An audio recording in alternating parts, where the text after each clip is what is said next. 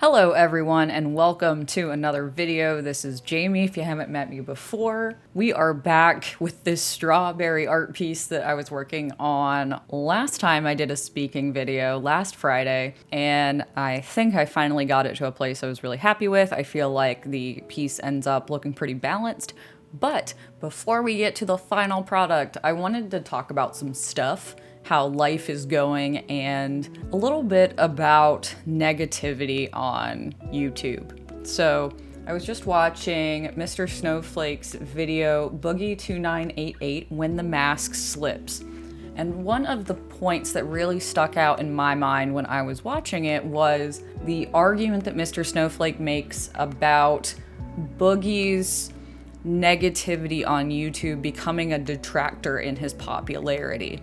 And if you don't know who Boogie2988 is, he is particularly a gaming and travel focused channel now, but when I was growing up on YouTube, early teenage years, he was doing these sort of really low quality vlog talking at the camera. This was when What the Buck was on. John and Hank Green were doing Brotherhood 2.0. It was just a different YouTube. There wasn't this like high production value. You had Smosh lip syncing to Pokemon, which was like a whole different era. When I was thinking about what to talk about today, I was like, I'm really tired. I'm a little burnt out right now. I am at the tail end of my dissertation. I have 5 days to turn in my dissertation, and then my committee is gonna take a month to review it, and then I defend my dissertation, and then I revise it for the grad school, and then I graduate with a doctorate. Fabulous.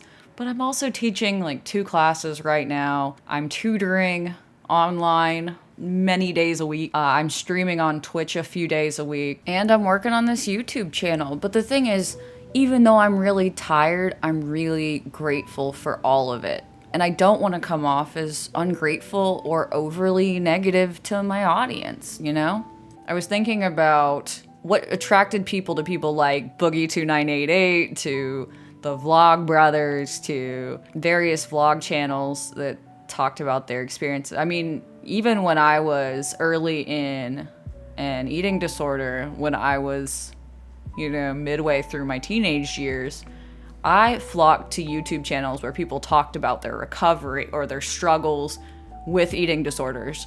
And that felt like a safe haven. I didn't flock to channels where everybody was happy all the time. I wanted to watch YouTube channels where people were being candid and honest, and they talked about the shitty things that were going on in their lives, but they talked in a way that didn't come off as hopeless, and they didn't come off as, everything's all peaches and daisies, everything's coming up roses, whatever turn of phrase you prefer here. They're not gonna pretend like everything's fine. I think that there is a way of being realistic with your optimism. And this is what brought me to want to talk about toxic positivity today. Because I think one of the things that eventually deterred people more than negativity on Boogie's channel was his toxic positivity. People often criticize Boogie's fence sitting on various issues, and I totally agree that his fence sitting on political issues can be really frustrating. But I also understand that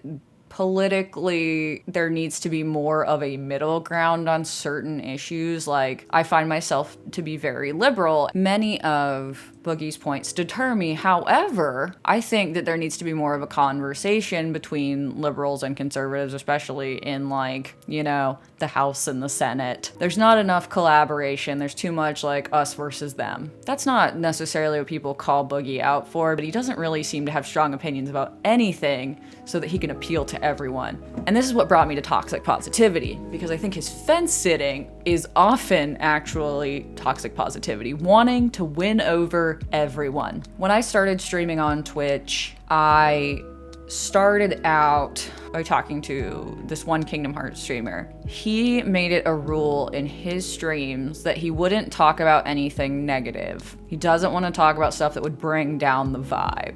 So he would bring down the vibe in his own mind in my stream. It's incredibly frustrating to come across these positivity streamers. These folks who don't want any what they view as negativity, but it's just realism. Stuff happens in our lives. Reflecting on this Boogie documentary I was watching, one of the things that Boogie does is he refuses to take stances on issues, trying to be a people pleaser, and that toxic positivity folks do is they don't want to get on anyone's nerves. They don't want to talk about politics or religion or anything that could potentially be offensive. Unfortunately, like, not taking a stance and not having something to stand up for just makes you look worse in the end, I feel. So I had some friends in college. They wanted to be nice to everyone regardless of circumstance. One of these friends in particular, again, didn't have an enemy in the world, but she got taken advantage of a lot in life because she didn't want to make any enemies. She couldn't bring it to herself to draw boundaries with people. And that's kind of what these positivity people do. They don't draw boundaries in their communities, except they say like, okay, everyone hide your problems away. I'll stick my head in the sand too. If anyone makes me feel uncomfortable, I'm gonna pretend it's fine. And it's not fine. So to take this conversation away from Boogie2988, one of the things I was also considering today's discussion was, how do I talk about the stuff that's going on in my life without people talking about their lives is what made me want to come on YouTube in the first place when I was a teenager. I wanted to listen to people talk about their real lived experiences. Again, I didn't want to hear from people who just lived these glamorous lifestyles. One of the things that made me watch John and Hank Green was that they seemed so accessible and relatable. And I haven't watched them in years because they're living a way different life than I do and doing book tours and meeting famous people and, you know, being glamorous and stuff. And now it's not just hanging out and bullshitting with a camera. I think the lo-fi aspect, the low production value is something I really miss in some of these channels that have grown exponentially over the years. What kind of not positive discussions do you find yourself drawn to?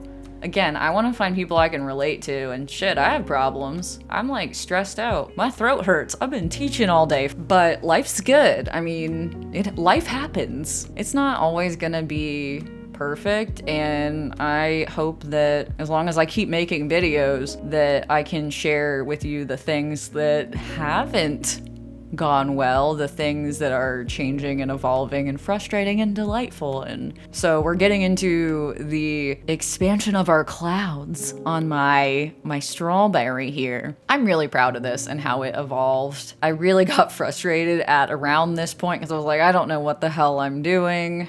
Let's just keep adding clouds and see what happens. And I kept looking at reference photos of clouds. It went a certain type of way. I had to keep playing around with the background. It really starts to come together when I start adding these bigger clouds and we get some variety in cloud shape.